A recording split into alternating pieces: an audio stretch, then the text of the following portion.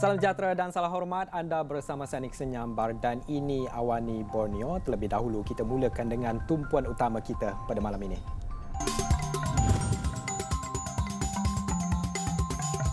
Tiada lagi alasan HJJ arah segerakan projek peringkat daerah.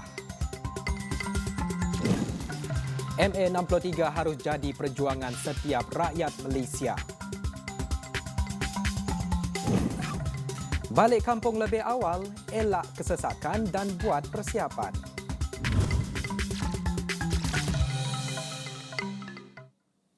Ketua Menteri Sabah Datuk Seri HJJ Noor menegaskan agar semua program atau projek kerajaan yang dilaksanakan di peringkat daerah perlu disiapkan mengikut jadual yang ditetapkan.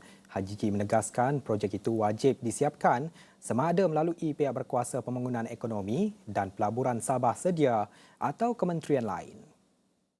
Kita telah bagi peruntukan, sudah diluluskan, tapi laporan akhir tahun tidak begitu memberangsangkan. Ada yang hanya 60% saja dilaksanakan. Tahun lepas 60%. Rakyat mengharap kita melaksanakan program ini. Peruntukan sudah ada, tapi tidak siap dilaksanakan. Beliau berkata demikian semasa berucap dalam Majlis Jalinan Strategik Sedia dengan pentadbiran daerah di Menara Kinabalu pada Khamis. Pada masa sama, HJJ berkata bahawa beliau turut menerima beberapa laporan terhadap pelaksanaan projek pembangunan yang tidak siap sepenuhnya. Saya juga menerima laporan. Ada yang pandai, ada juga yang memandai-mandai. Mereka rasa bahawa di peringkat daerah mereka lah raja ataupun sultan di daerah-daerah masing-masing. Bagi saya, ada juga perkara-perkara yang saya dapat daripada orang ramai di kawasan daerah masing-masing. Ada juga yang memandai-mandai, lebih pandai. Saya selaku Ketua Menteri ingin tegaskan di sini. I'm going to be tough with all these district officers. Jangan marah saya, kerana ada laporan-laporan yang menyatakan macam-macam. Saya pantau sendiri. Jadi kalau sekiranya laporan yang saya terima ini benar ataupun betul, saya ingin tegaskan di sini bahawa saya tidak teragak-agak untuk mengambil tindakan. Seterusnya, Kementerian Perdagangan Dalam Negeri dan Kos Sara Hidup KPDN Sandakan membongkar kegiatan penyelewengan minyak diesel bersubsidi selepas menahan seorang lelaki. Dalam serbuan kira-kira jam 3 petang Rabu di sebuah stesen minyak di Pekan Beluran, suspek berusia dalam lingkungan 50 tahun ditahan ketika sedang mengisi minyak diesel ke dalam tong dari stesen minyak terbabit. Ketua Pegawai Penguatkuasa KPDN Sandakan Azdi Zuki John Abdullah berkata, serbuan dijalankan membabitkan 6 anggota selepas menjalankan risikan selama 3 hari. Ketika serbuan dijalankan, terdapat 2 buah lori berisi tong di kawasan stesen minyak berkenaan dan suspek sedang mengisi minyak diesel ke dalam tong di salah sebuah lori terbabit. Seorang suspek lah sedang mengisi minyak ke dalam tong drum biru daripada sebuah stesen di sana. Dan bila kita siasat, mendapati bahawa tidak ada sebarang dokumen kebenaran secara bertulis yang ada dengan suspek tersebutlah. Sebanyak 6,600 liter diesel telah dipercayai cuba diselewenglah. Dan kita telah mengambil tindakan untuk menyita 2 buah lori. Sebenarnya 2 kes yang tidak ambil ini, satu lori itu berada berhampiran dengan stesen dan tidak ada pemandu ataupun tidak ada orang yang bertanggungjawab. Jadi kita percayai suspek tersebut telah melarikan diri setelah menyedari kehadiran kita lah. Azdi berkata demikian dalam sidang media di Sandakan pada Khamis. Menurutnya, pihaknya percaya diesel berkenaan diseleweng untuk dibawa ke ladang-ladang kelapa sawit di daerah berkenaan. Menurutnya, lori dan minyak bernilai RM110,019 itu dirampas dan siasatan diteruskan mengikut Seksyen 21 Akta Kawalan Berkenaan 1961. Beralih kepada kes melibatkan pendakwa terkenal Abid Liu dalam perbicaraan memasuki hari ketiga, rampasan dokumen tanpa kebenaran membabitkan Abid Liu daripada syarikat LGMS menimbulkan pertikaian pihak pembelaan. Dan menjawab soalan peguam bela Ram Singh ketika sesi pemeriksaan balas dalam perbicaraan kes gangguan seksual membabitkan Abid di Mahkamah Magistrate Tenom, saksi keempat Asisten Superintendent Polis ASP Siti Noraini Muhammad Sahid menyatakan mendapat arahan daripada pegawai pendakwa raya. Siti Noraini memberitahu mahkamah dia kemudiannya bersama pasukan polis dari Bukit Aman telah datang ke syarikat LGMS. Siti Noraini turut menyatakan tujuan dia dan pasukan Bukit Aman datang ke LGMS adalah mengambil keterangan saksi selain mengambil bahan bukti lain daripada pihak syarikat terbabit. Ditanya tentang bahan bukti berkenaan, Siti Noraini menjelaskan bahan bukti terbabit adalah laporan forensik digital daripada pihak LGMS selain data atau maklumat yang sudah diberikan oleh pihak Abid untuk dibuat analisis forensik. Dalam pada itu, Siti Noraini menyatakan tiada sebarang waran dikeluarkan daripada mana-mana mahkamah di Malaysia sebelum memasuki LGMS bagi mendapatkan dokumen daripada syarikat berkenaan.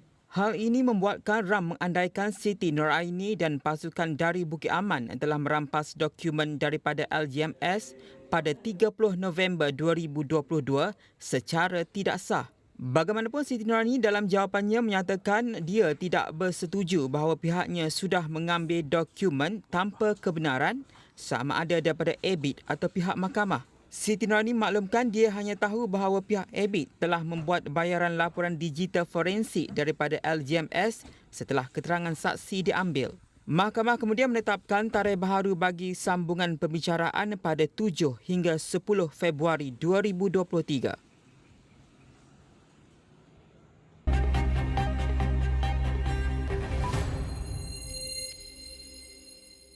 Semua masyarakat harus menjunjung dan bersepakat dalam memenuhi tuntutan Perjanjian Malaysia 1963 MA63 bagi Sabah dan Sarawak. Ini kerana sejak diwujudkan, MA63 sudah menjadi asas kepada kontrak sosial negara, kata Menteri di Jabatan Perdana Menteri Hal Ehwal Sabah dan Sarawak, Dato' Armizan Mohamad Ali. Asas ini terbentuk atas dasar muafakat antara tiga wilayah, Sabah, Sarawak dan Semenanjung. Perlu diingat, mungkin ramai yang tidak sedar, sebenarnya MA63 ini bukan hanya relevan kepada Sabah dan Sarawak. Dia adalah perjanjian Malaysia yang relevan kepada semua masyarakat Malaysia. Tidak ada MA63, Persekutuan Malaysia tidak akan terbina. Jadi kalau disebut kontrak sosial contohnya, satu itu dari segi perundangan MA63 yang telah menubuhkan Persekutuan Malaysia. Dari segi social science pula. Kalau disebut selama ini, Malaysia dibina atas kontrak sosial Melayu, Cina, India. So if you're talking about kontrak sosial Malaysia, sebenarnya dia adalah muafakat di antara tiga wilayah. Kalau kita boleh memberi pengiktirafan, kalau kita boleh menjunjung kontrak sosial Melayu, Cina, India itu yang merupakan kontrak sosial Persekutuan Tanah Melayu, why not we give due recognition dan komitmen kepada kontrak sosial antara wilayah yang telah membina Persekutuan Malaysia yang asasnya adalah Perjanjian Malaysia 1963. Mengulas mengenai kelulusan pemindahan kuasa kawal selia bekalan gas di Sabah kepada kerajaan negeri di Dewan Rakyat, kata beliau yang juga ahli Parlimen Papar, perkara itu akan disembah maklum kepada Yang di-Pertuan Agong Al-Sultan Abdullah Riayatuddin Al-Mustafa Billah Shah. Selepas diperkenankan, kuasa kawal selia itu secara rasminya dapat diguna pakai bermula Januari 2023. Beliau berkata demikian ketika ditemu bual Esra Awani pada Khamis. Sementara itu, tuntutan kerajaan Sabah dalam mengembalikan hak seperti yang termaktub dalam perjanjian MA63 tidak hanya terhenti pada kelulusan pemindahan kuasa kawal selia bekalan gas seperti yang dipersetujui dalam Kabinet, malah buka jalan Buan Negeri itu untuk meneruskan tuntutan lain seperti kawal selia ke atas bekalan elektrik yang kini masih dalam rundingan. So Sabah menuntut supaya kuasa kawal selia gas itu diberikan kuasa negeri Dan bukan saja sebenarnya kawal selia kepada gas. Sabah juga meminta kawal selia kepada elektrik. Secara prinsipnya ke arah itu. After this, kita juga melihat kepada penurunan ataupun penyerahan, it's not penurunan, penyerahan kuasa kawal selia gas dan elektrik. Perundingan telah dilaksanakan di antara kedua-dua pihak.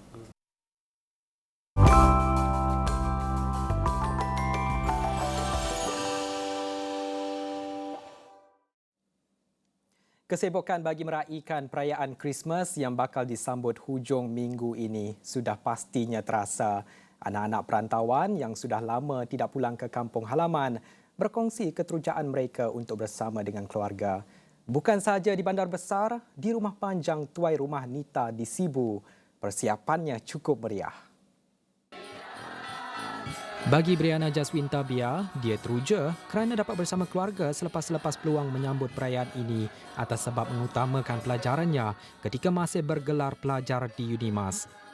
Bisik gak beza dengan tahun lepas, lepas tu lepas aku agak student. Jadi aku belajar buat kucing yang berunimas kucing. So aku nak berkesempatan nyambut Christmas dengan family ku. Jadi tahun tu aku dah graduate. So aku boleh nyambut Christmas dengan family ku.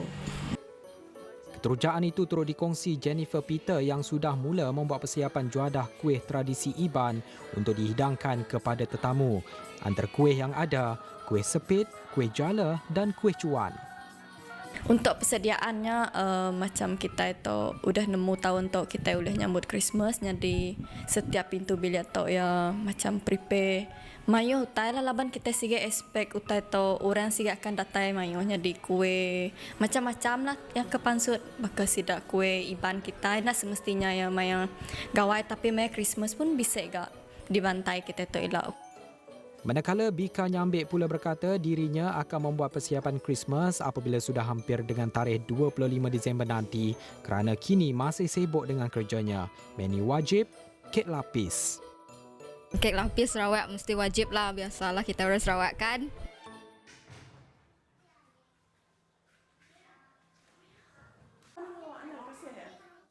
Sementara itu, Awani Borneo turut membuat tinjauan balik kampung di Terminal Bas Sentral Kuching. Nyata meriah, ramai yang ambil peluang pulang ke kampung lebih awal bagi elak kesesakan selain dapat meluangkan masa yang lebih lama dengan ahli keluarga masing-masing. Kami ni orang susah, tidak macam orang. Kami cuma dapat kumpul dikit-dikit aja untuk Christmas.